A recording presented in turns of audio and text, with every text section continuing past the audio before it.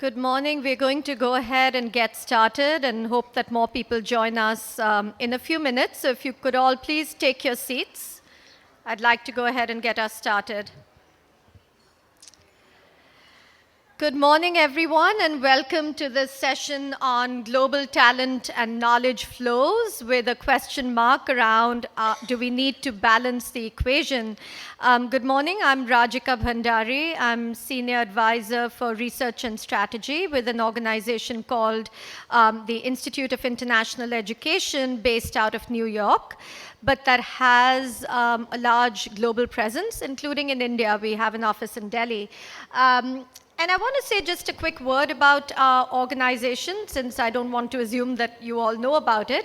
But we have a 100-year history, and actually this year is the centennial, where we facilitated flows of students and faculty between the United States and other countries, sending either American students and faculty abroad through flagship programs like the Fulbright program, as well as bringing students from other countries to the US, to US campuses.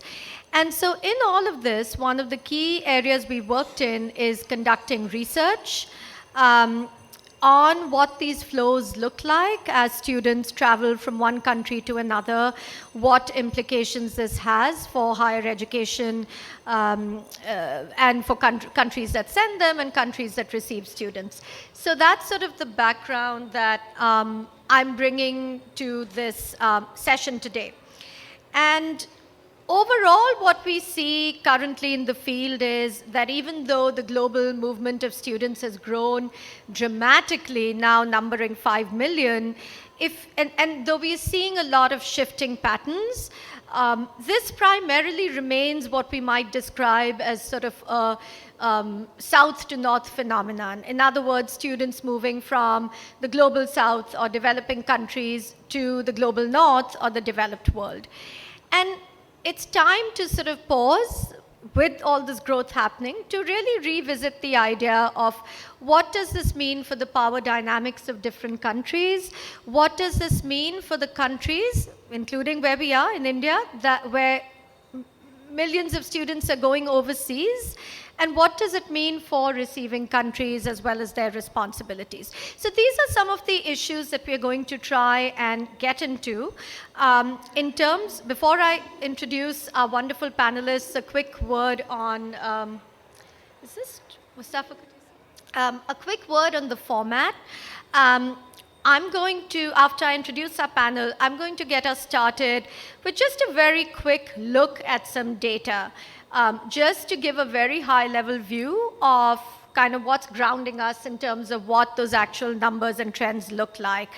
And then pretty quickly, after that, we're going to move into our panel, and I've asked both our panelists to give us just a very quick overview from their perspective on sort of what they're bringing to the table with regards to this topic, what it means for them. And then we're going to get into a moderated discussion amongst the three of us, and then open it up for a discussion with you. So we want to make this quite interactive and dynamic. And in terms of our panel today, I'm delighted to say that we have two very differing perspectives and two absolutely amazing speakers. We have Dr. Barry Craig, who's the 17th president of Huron at Western University in Canada. And he's really going to bring the institutional perspective today as a major host university of international students from around the world. And you've already heard Dr. Craig speak on a couple of occasions already at this event. So I think you know what some of his views are that he's bringing. And then we also have Simi Ziv-El, who's the Vice President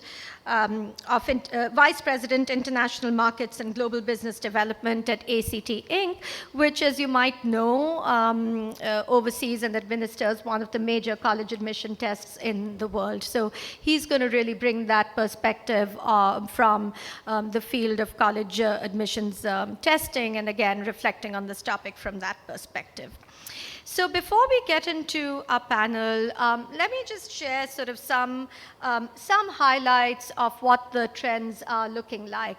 And as I mentioned earlier, globally what we are seeing is that the mobility of students as they move around the world has really grown exponentially over the years. And now numbers about 5 million. And this is actually projected to rise to about 7 million in just a couple of years. And what I want to draw your attention to is the fact, not just sort of the increase in scale, because back in 2001, there were about 2 million students who were circulating around the world. That's grown to 5 million.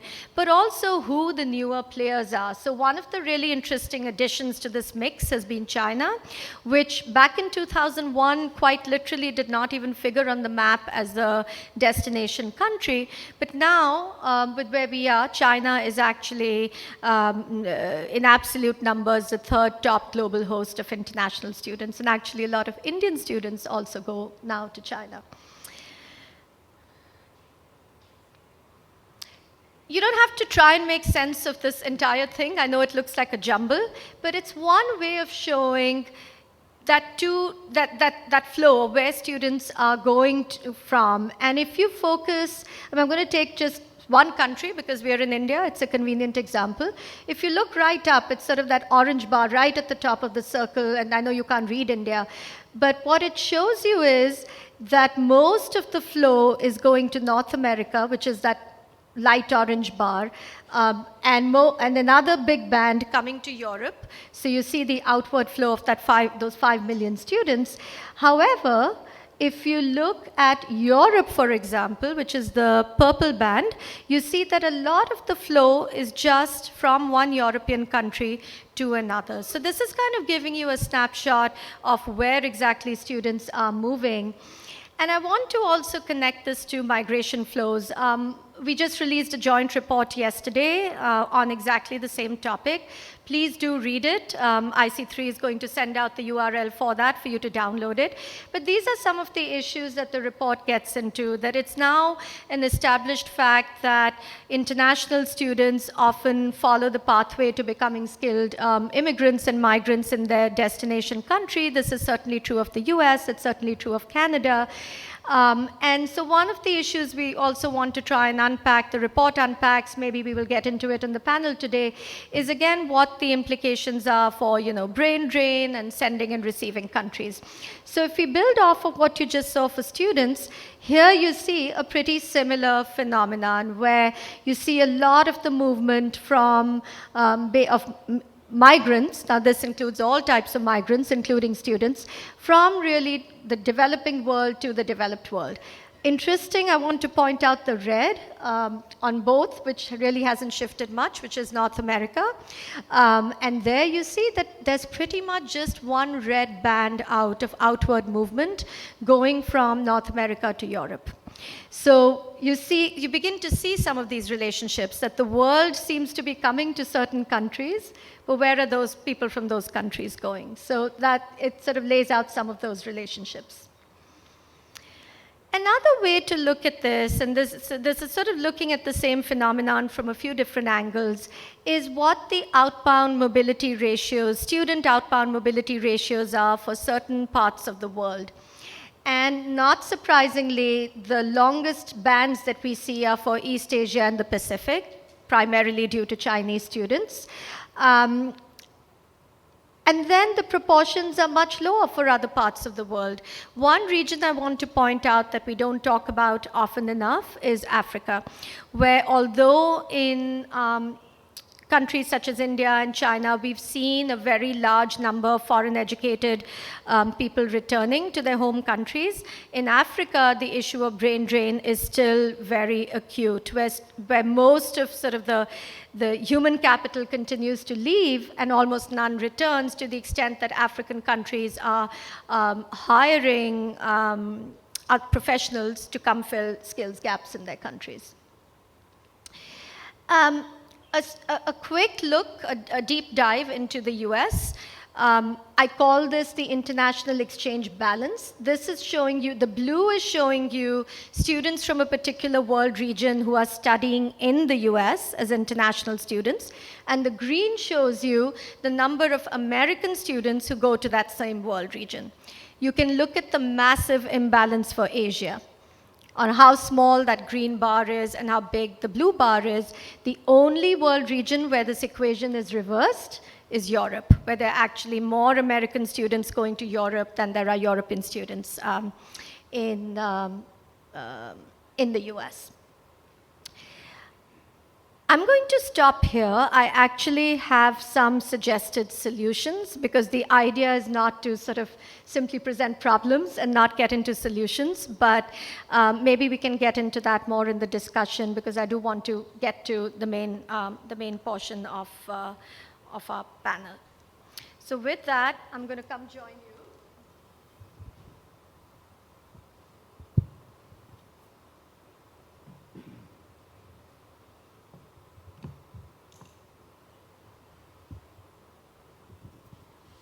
Excellent. So the idea was to sort of set the stage with some numbers, but now we're going to really get down into hearing about how a lot of this plays out at the institutional level and also from more of a global testing and admissions aspect. So Barry, do you want to go first with sort of a quick overview? Sure. Thanks, Rajika. This is a very pressing topic. I've been involved in international recruiting for about a quarter century in different Canadian institutions. And in March, I gave an address at the Indo-Canadian Business Forum in New Delhi.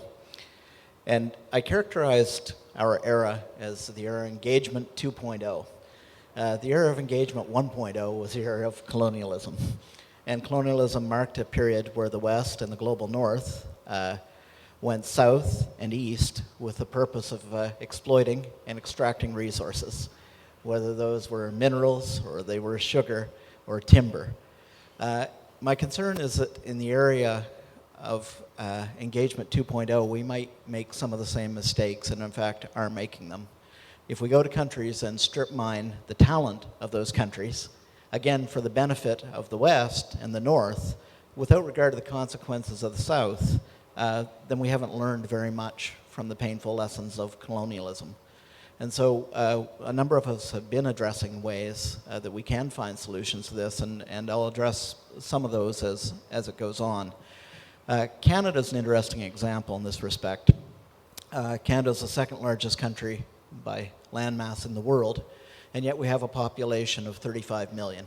And I always point out when I'm in Beijing, it's the population of Beijing spread out over a country almost as large as Russia.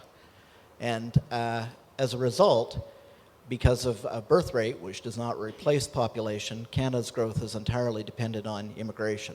And so we've seen a 25% increase in one generation of the population of Canada, driven by immigration. And whenever I'm in Punjab, my standard line now is, I'm Barry Craig, I'm from Canada, and I assume you have an uncle in Toronto. And the answer invariably, well, no, but I have a cousin. And so there's a great positive to this, and the Canadian government promotes immigration, but also inward bound. So I sit on the Internationalization Committee of Universities Canada, which is an umbrella organization for all universities. And we've just succeeded, it was only announced this week, in persuading the federal government of Canada to invest $95 million in outward student mobility. And the numbers in Canada are very embarrassing. It's about 3% of Canadian students have an international experience, versus my university, 31% of my students are international. And so we're just beginning this now. But other parts of Canada, it's an explicit government policy that you want to attract international students and keep them here. So New Brunswick on the East Coast, in severe population decline, the only hope for the province is immigration. And so they offer all kinds of incentives for international students to not go home, whether those are tax breaks, rebates on tuition. And there's no thought whatsoever of the consequence to the home countries of this policy. And what's sort of shocking and embarrassing is that Canada's a very affluent and rich country, and despite a demographic challenge, the desperate need for this talent in Canada is so much less than some of the countries that we're extracting the talent from. And so this is a very apt topic. I'm glad I got a chance to be part of this panel and to hear Rajika's ideas of how we can solve it and what we can do. The last thing I wanted to mention, and is an issue for us, is that so many of us, particularly institutions like my own, which is fairly elite Huron, most of my students come from affluent backgrounds, the tendency is to recruit students from the same backgrounds. And so we only go to the most elite schools, and we find students from the upper middle classes, and we ignore students from rural areas and lower economic spectrum. And so the very thing that we could be doing in a post-colonial era, which is to say help those who most need help, we're not doing, because again, what we're looking for is advantage for us and very little that gives back in the other direction. So again, we have a couple of strategies we've employed at my university to address this, and we can bring those up a little later on.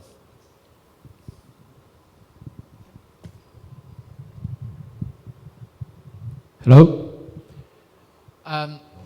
Good morning, everyone. I'm going to stand. Do you mind? At the beginning of the week, I spoke at a school in Noida, a step-by-step school. And, it wasn't actually there. It was at the Delhi Public School in Delhi on Tuesday. And I asked them if they would like to try and guess what contagious disease I have, because everybody was sitting so far away from me. So I'm not going to, so of course they all moved forward. I'm not going to try and get you to do that, but I'm hoping we can have a little bit of an intimate conversation in this cavernous room. Firstly, I want to recognize Rajika and the work that IEEE does. This is a rock star. I'm going to get her to initial. I don't keep the Old Testament or the New Testament Bible as somebody who works in international education next to my bed. I keep the Open Doors report, of which Rajika is the primary academic author. That guides our work, and I want to thank them for what they do. I've also got a new idea. That poster, that graphic of the migration, I'm going to ask if I'm allowed to print it as a poster and put it up in my room. It is just a beautiful artwork and very informative as well.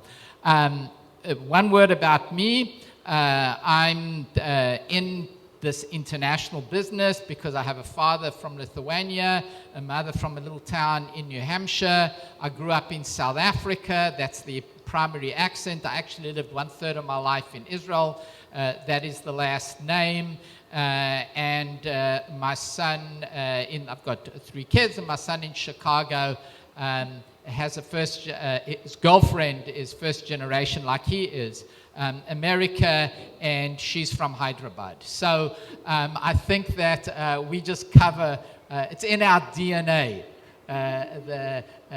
this international business. And ACT, I assume you know, but you know that's just might just be myopic that I want you to assume you know. We have in the States the ACT test for college admissions. I have a trick question, which I do with the students. What percentage of American students take the ACT? And the answer is over 50%. That's not the case in India and most other countries in Asia. That's frankly why we're here, in order to change that. A big issue for us is equity in terms of access. That is really important, and we'll get more into that. Now, on our particular topic, just as sort of things to think about in terms of migration, because we're studying the trends.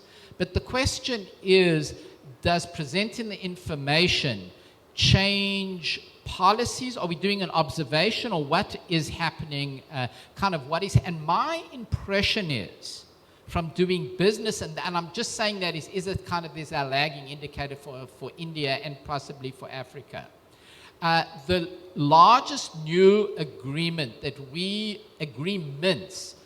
are making business to business in China are with Chinese students who came to the States and have gone back and are being entrepreneurs back in China. So there's an organization called Sunli Education. You can look them up. Their founder and CEO finished high school in the States, went to Kellogg. I'm also a graduate of Kellogg, so we've got that in common. Went to Kellogg over there, got his MBA, and then as he looked at his prospects, decided, now I'm coming back to Shanghai, started Sunli Education, and has really brought all of that back. And now he's going to go public this coming year. So I'm just wondering if I have friends in India who I think are coming back and that's obviously what one of the trends that I think we should just keep our eye on in terms of new entrepreneurial ventures. The other observation is, and I do not want to, with respect to, this is just a fact, respect to the US, and I won't take credit for it, but I did see a presentation recently. Somebody said, well, speaking about the US, the big elephant in the room, and then it showed an elephant with red hair. So a big mop of red hair. So that big elephant in the room is unintentionally definitely having an impact. We know that. The number of students coming to the US globally and from India as well, it's down. It was down 6% according to Education USA, maybe 10% this. That trend is going down when the welcome mat from Canada is being presented as the, I don't want to say unwelcome mat from the US, but the path to citizenship has definitely become much more complicated and unwelcoming.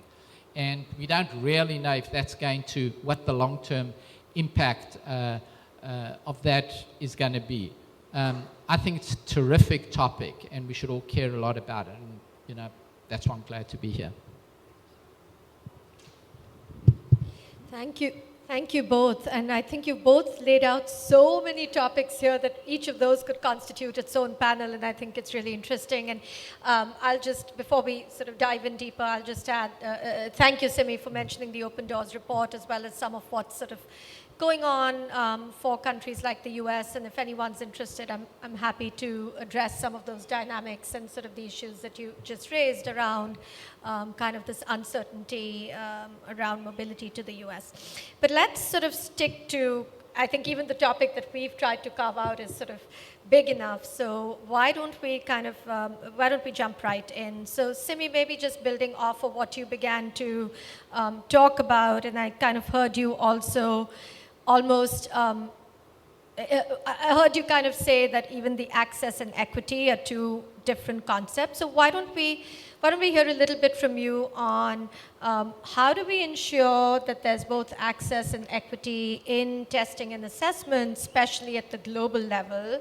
And what do you see to be some of the challenges? And of course, if you're going to talk about challenges, we also want to know what might be some solutions. Yeah. So I think that when you look, and I think this is in one of the Open Doors reports as well, this migration is is highly correlated to the growth of the global middle class. That's just the direct. I've got a beautiful slide on it out of OECD, just showing that. I think it's next year, over 50% of the world's population relative to where they live will be in the global middle class. That number is unbelievable. That's just unbelievable if you just look back at kind of where we were 25 years ago. And that number is growing. And that is good news, right? It's exemplified in our business by the fact that I think there were 2,500, maybe 12 years ago, 15 years ago, international and bilingual schools. This year it's going to pass 10,000 schools. And in the big markets, like China and India, but you see it everywhere. You just see it everywhere. And it's a global middle class with disposable income that can afford to send their kids to these schools and then to study abroad. And it's in those numbers as well. So the problem is, like it is for every single society, is that there's another graph that goes next to it, which shows the gap growing between the haves and have-nots. It's in every single country. It's in the United States, it's in Canada, it's in India, it's in China, that gap, and it's happening now more and more in Africa. The gap between the haves and the have-nots is growing as well. And I think that we recognize it. I think it starts with recognizing it. I think that the key for us, and it's not just self-serving, I think the key for us is by making the assessments relevant for the countries, for acceptance purposes in the countries in which they exist. So in India, it's a very, very fragmented market, the college admissions test, right? Every university has its own test almost. And that actually leads to inequity. One of the beauties of the American system is that it does level. It comes out of the GI Bill post-Second World War, is the equity, right, in access, blind admissions. I think that's a contribution that we can make. It's hard, though, when you're trying to build that market, not to gravitate towards the people who can afford it. And, but if you're not mindful about it, I don't think we're going to address it.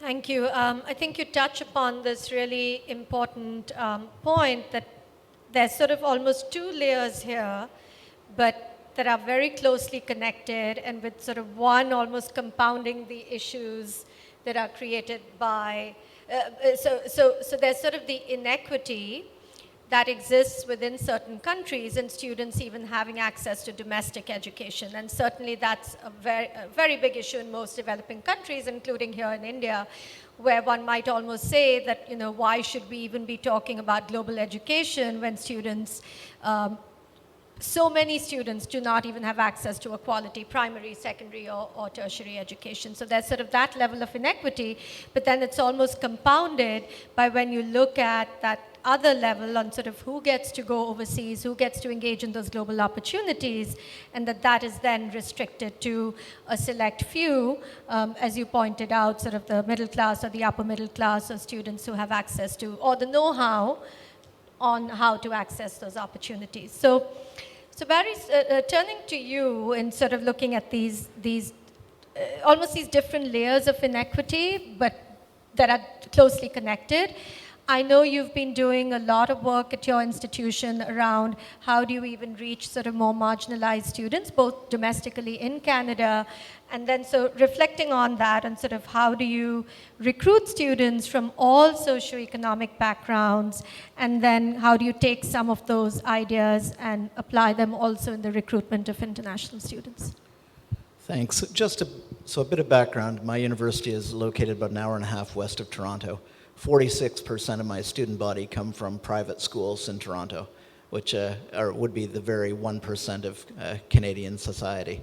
Another tranche, 31%, are international students, and then the remaining 23%, most of those are from private schools in Vancouver and elsewhere. So probably 95% of my students are affluent students. And so I arrived 3 years ago myself as a symbol of social mobility. I mentioned at the President's Forum a couple of days ago, I was adopted from a poor family from an orphanage in 1960, a family that had no money and no education. Neither my father or mother or anybody in either of their families had gone to high school, let alone to university. And so I find myself at age 59, president of a university filled with affluent kids who can do everything in the world, for whom there is no social mobility involved because they're already at the very peak of the mountain. And so when I came in 2016, I said, I want to change this. And so my wife and I put some of our own money into this, and we found affluent alumni at my university that were willing to invest. And the outcome is that our commitment now at Huron is a full 30% of our students, when we arrive at our end, will be receiving a free education because of financial need. The only university in the country that extends need-based scholarship to international students. And so last October, Mustafa, sitting over here, and I were at the headquarters of the Tata Trust here in Mumbai. Their partner is an organization called the Karta Initiative. Ranjita Rehan started, who's an Indo-British businesswoman. And Karta finds students from rural India that are the poorest of the poor, who nevertheless test almost off the charts in terms of their intellectual ability. And Karta enables them to go to primary and secondary school, and then finds partners in the West. And so currently it's University of Toronto, Huron, Oxford, and Harvard. I think maybe McGill has joined, and we're trying to get Cambridge on board now. And so we extend full ride scholarships to these students. In my case, that's worth 200,000 Canadian. And these students have everything taken care of: plane fare, clothing, computers, the whole 9 yards, summer jobs. And we'll begin expanding this. Everywhere we will become involved in the developing world, we'll use the same model, where at least 30% of the students we recruit are students unable to pay a nickel. This is only one beginning part of trying to address this sort of difficulty. Governments are uninterested. There's no Canadian money available, despite the wealth of our country, to assist poor students who are coming. So it has to be an initiative undertaken by individual institutions. And so we're trying to encourage more institutions that have means to do something like this. Mustafa reflected to me the other day, saw one of our first-year students from China drive into the staff parking lot, and I think parked in my parking space in his new Lamborghini. And of course that causes problems for me with faculty relations when they see the president's Lamborghini. But this is a symptom of where we were in a kind of complacency that was there. These are rich people. They can pay 4 times the domestic tuition, so that's why we're bringing them here. It has no sense. Whereas what we need to have our eye on is global social mobility. How do we move people from one class to another? And how do those of us who've been fortunate and blessed in our resources use those resources to benefit that? So that's what we're doing. And I want to come back to that in a little bit, and sort of what you just raised around the social mobility. But Simi, going back to you, and again now getting into this issue of the implications of the work that both of you do, and as we're seeing, tests like college admission tests like the SAT, like the ACT, increasingly entering other markets, not in terms of students taking them to go abroad to study, that's pretty established, but in terms of institutions in other countries like India adopting these tests for their purposes.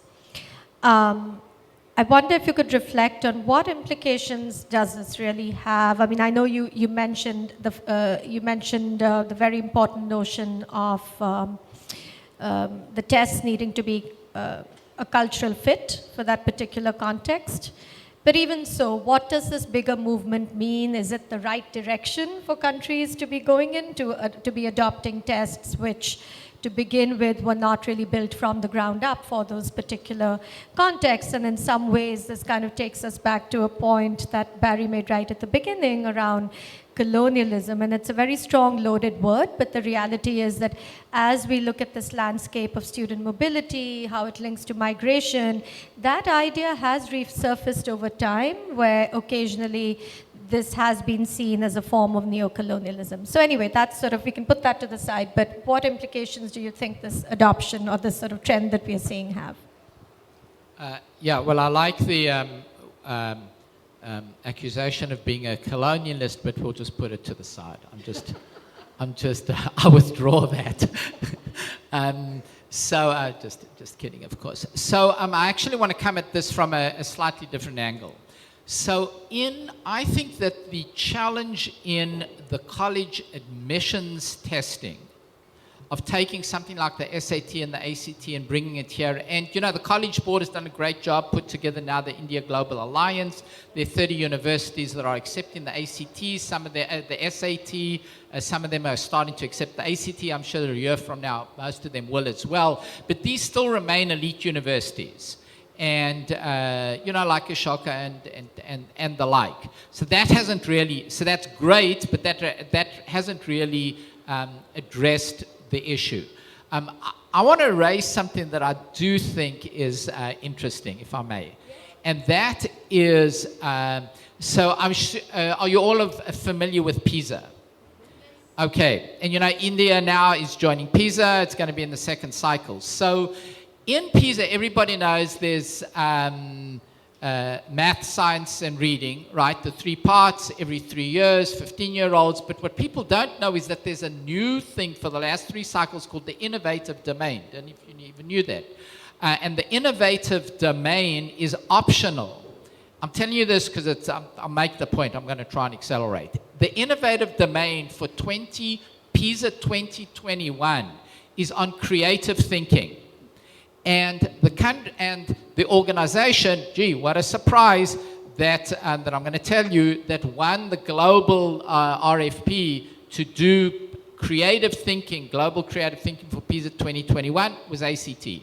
Very far from what you would expect from a knowledge-based company. We built a stable of a new 20 PhDs in this domain, and we are right now at the point of translating into 105 languages a psychometrically valid global assessment on creative thinking, which is conventional wisdom would say it's undoable.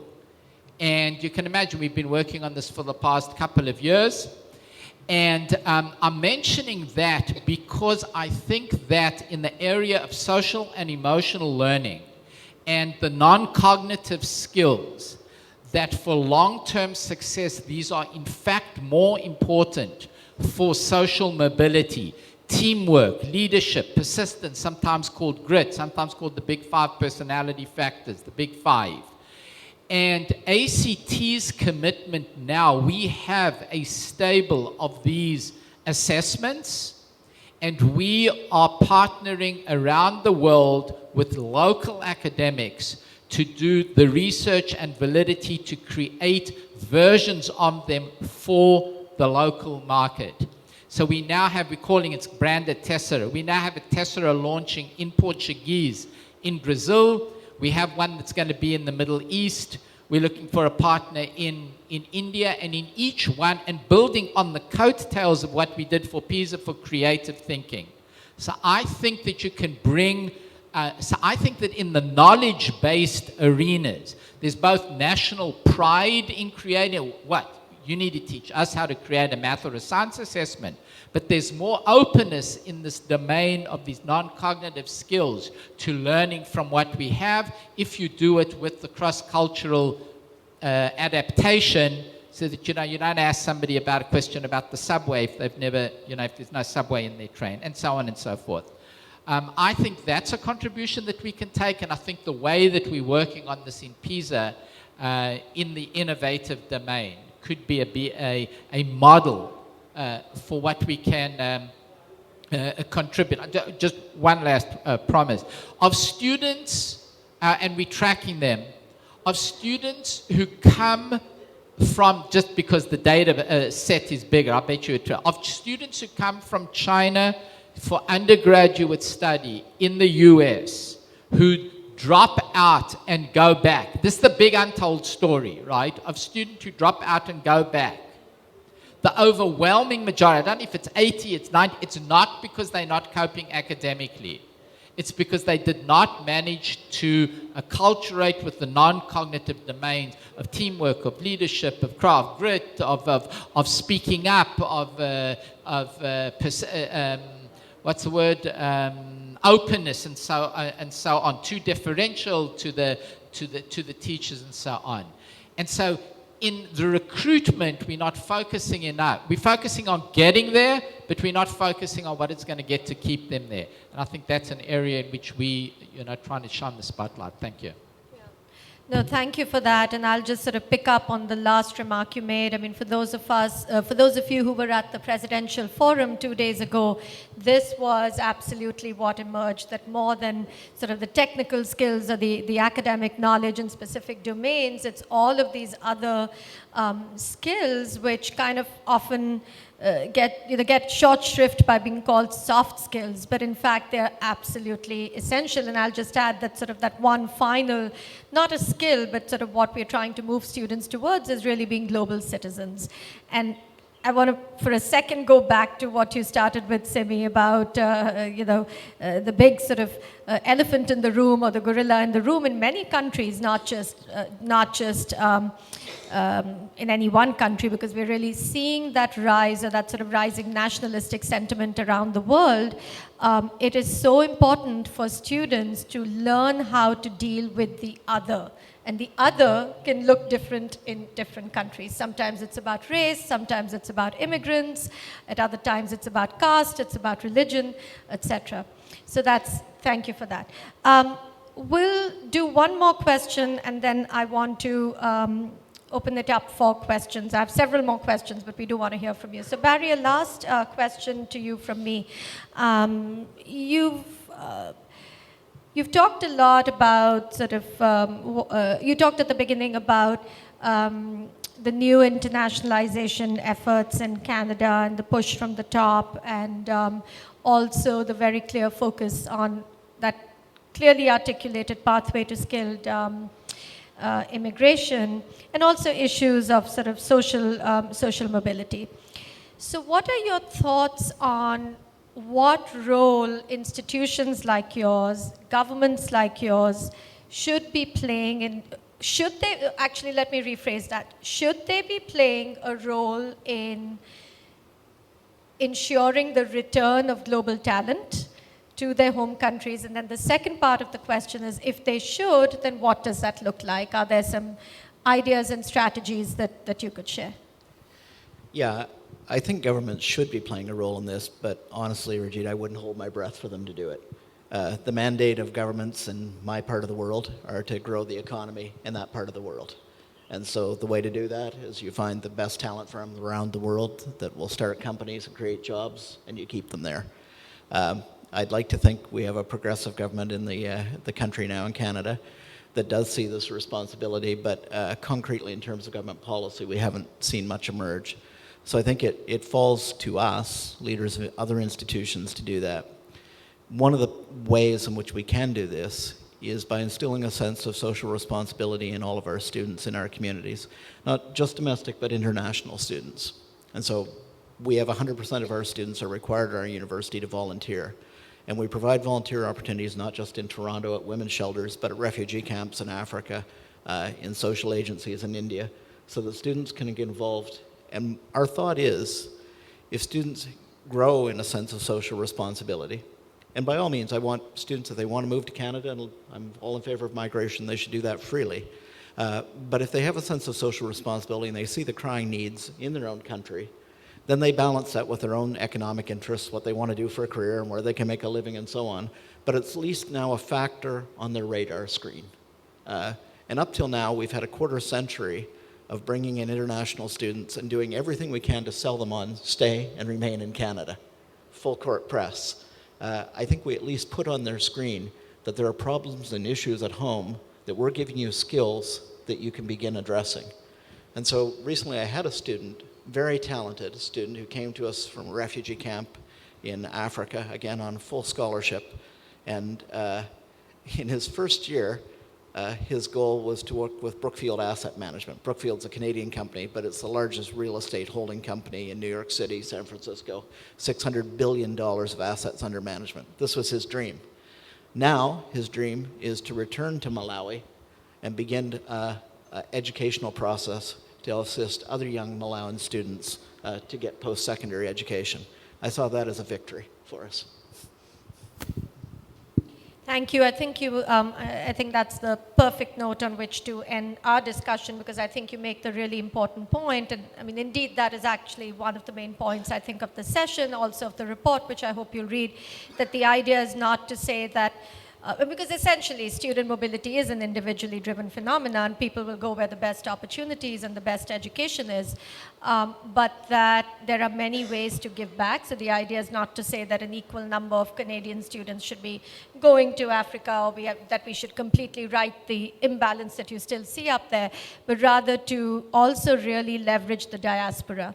And I think that's sort of one area that we don't do enough on. Simi, you mentioned it right at the beginning, citing examples from China, and I just want to quickly mention that there are two initiatives in India, since you asked about that. There's the one called GYAN, and the one called GIAN is the acronym, and the other one is called Vajra. They're both Indian government initiatives.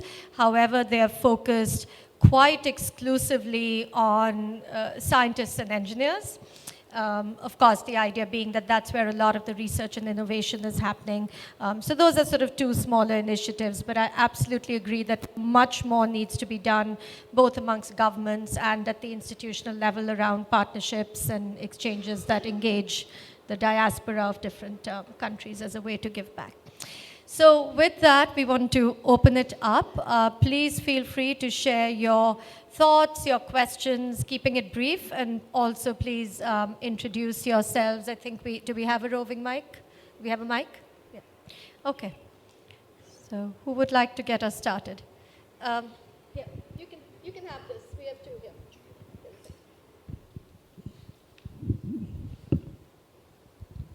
Good morning, madam. I'm Prakash. I'm a principal of a school. My doubt is India being a developing country. Of course, Mr. Trump has already told India is not a developing country, developed country. So being the student from a developing country, if he is migrating to the developed countries, the talent pool is there completely migrated to that. Exclusively for the studies, if he goes to the country, that's okay. But after, with the aim of settling down in the country, if a student is migrating to another country, I am simply worrying about what will be the condition of the developing country like India. So is there any restriction that we can put forward that the student who is going for the higher studies should definitely be there coming back to the developing country to serve the country? I just wanted to share one sort of factual piece, and then I know, I think Barry wanted to respond. So one thing that happens often in developing countries is that that the government provides scholarships or has invested heavily in the students' education or sends them abroad on a government scholarship. I think one of the biggest sort of areas of brain drain that we have seen over the past several decades is from the IITs, where the government has made such a significant investment in that education, and a very large number of people have left. India, I don't believe, has had this, but some other countries, like Turkey, for Turkey is an obvious example, when students avail of government-funded scholarships, they are required by the government to go back after their studies to serve for a period of time in the country. For Turkey, women were required to be educators and teachers, and for men, it's serving in the army. And many other countries have similar arrangements. Now, you can argue whether that's right or not, but many countries have that. I don't believe India has that. India, in fact, doesn't even have many scholarships for needier Indian students to be able to go abroad.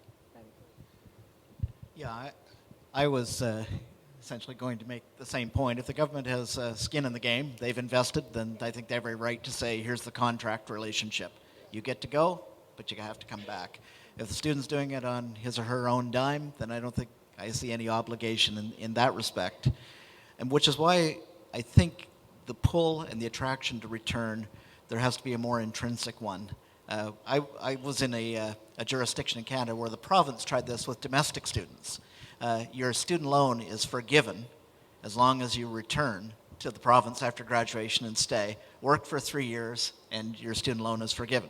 What happened is students would count the day until 36 months were done, and boom, Canada's tried the same thing, for example, with Indian immigrants to have them move to the east and central part of Canada rather than Toronto.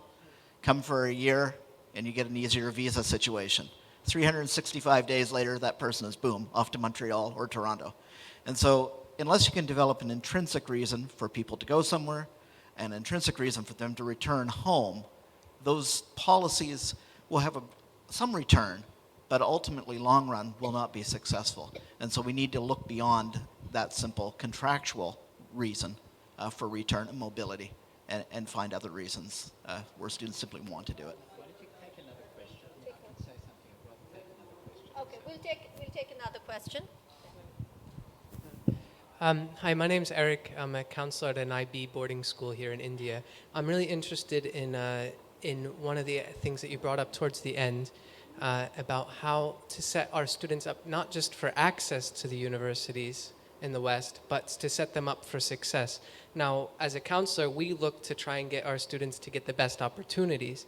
And there's a lot that American and Canadian universities especially are doing to help those students survive and cope up on campus. But that statistic that you mentioned, sir, at the very end about Chinese students, that's what we're worried about. You know, I want to make sure that we are equipping our students with what they need to thrive in their new communities.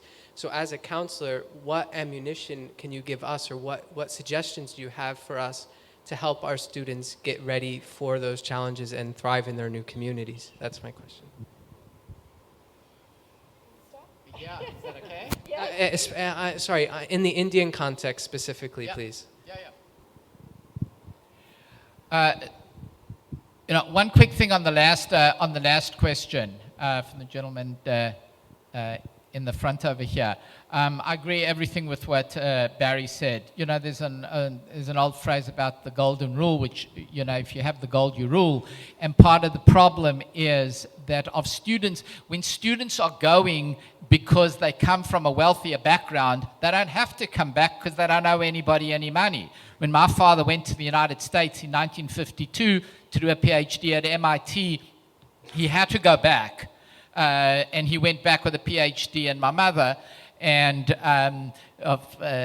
so he got a double thing, but he had to go back because he owed the money. So when you're independently affluent, I think it needs to be more about what are the opportunities to start new businesses. And I actually think that in India and in China and in Nepal and in Bangladesh, in this region, the opportunities to be entrepreneurial in a global economy with online apps and education, I think it's phenomenal. And I think you're going to do actually better and get to NASDAQ faster than if you go down to Silicon Valley and can't afford a house.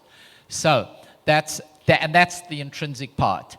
On what you said, Eric, thank you for responding to that. So we are now, again, starting in China, but it's going to be here as well, and much easier. We are taking our non-cognitive assessment called Tessera for middle school and high school, and we've now put it on an international platform, and it's going to launch this September at international schools in China and very shortly after in India. So this will be an assessment of those soft skills that are hard skills. I like to call them non-cognitive. We actually call them now at ACT essential skills. You know, there's a branding kind of issue that you just got to keep hammering at the, you know, calling them by what you want them to be.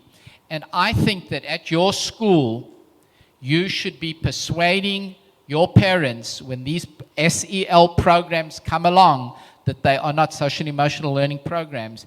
They are not distractions, soft skills, easy to use kind of stuff, but they're intrinsic to their potential for being successful. You should give them assessments. You should find their strengths and weaknesses like you do in everything else, English, math, reading, and science.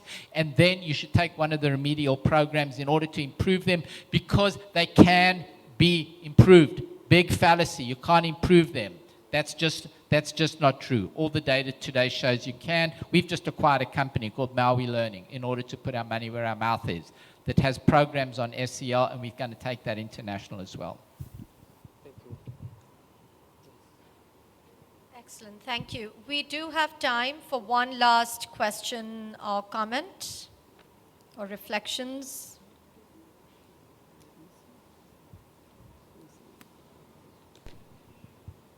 Anybody? Just a question out of genuine curiosity. For the Project Atlas information that you shared, do you have any plans, or maybe I've just missed this, to release information on the distinction between students who are traveling to these countries to study in degree programs versus maybe just doing a semester or a language acquisition program? So the question is about an initiative called Project Atlas, which IIE, which my organization also runs.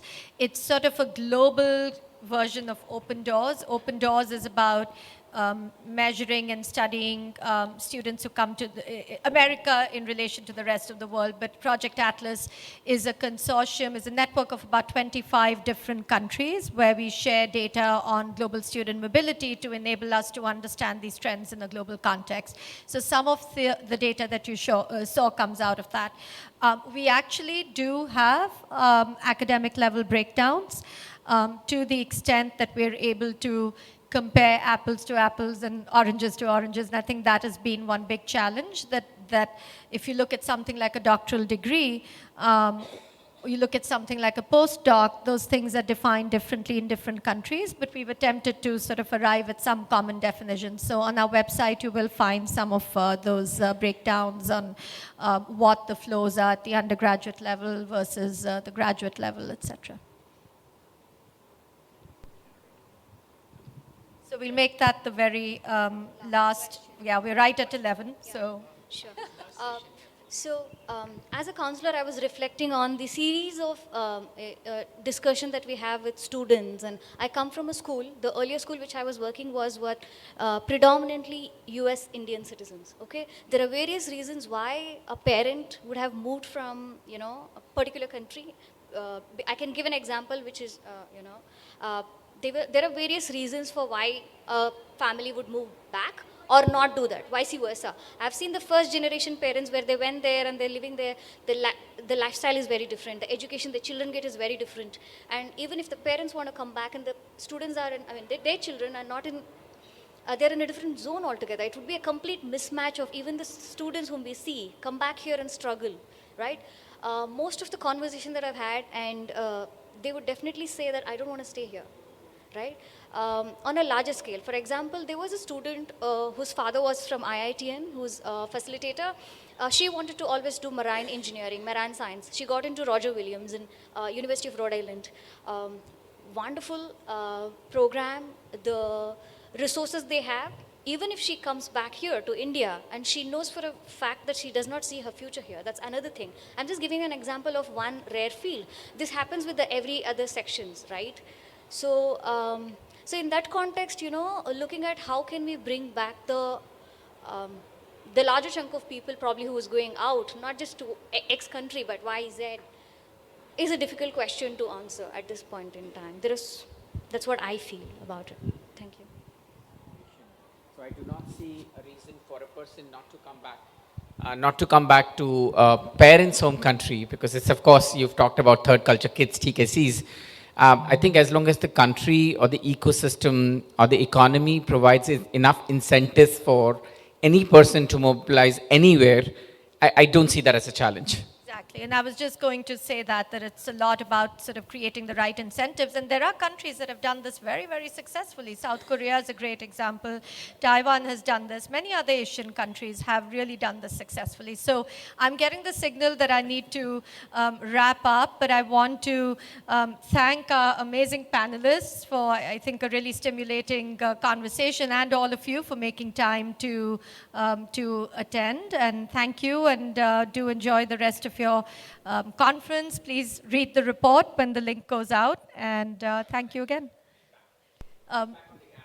Oh, yes, yes, so that's the signal I was getting. Yes, please, please provide feedback through the app on the session. That's really important for the organizers because it gives them more information on which to base their sessions for next year. So please take 1 extra minute and complete your feedback. Thank you very much. Thank you.